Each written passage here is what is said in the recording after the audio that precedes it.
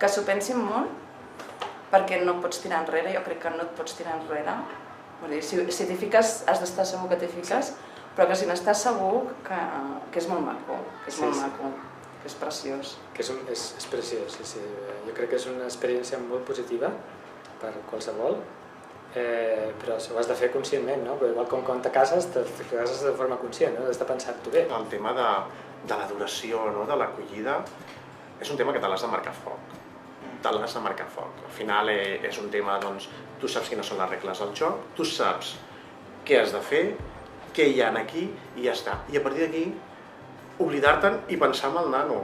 I realment, el millor per a aquell nen serà la tornada amb la família biològica.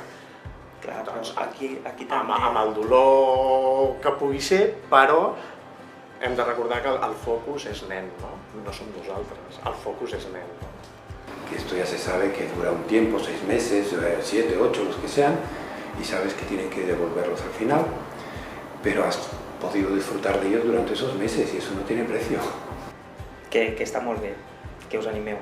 Si realment és això el que volen, aquest és el projecte que volen tirar endavant, que tirin endavant, que no hi ha res fàcil en aquest món, que al final tot s'ha de lluitar i tot el que val la pena doncs costa d'aconseguir.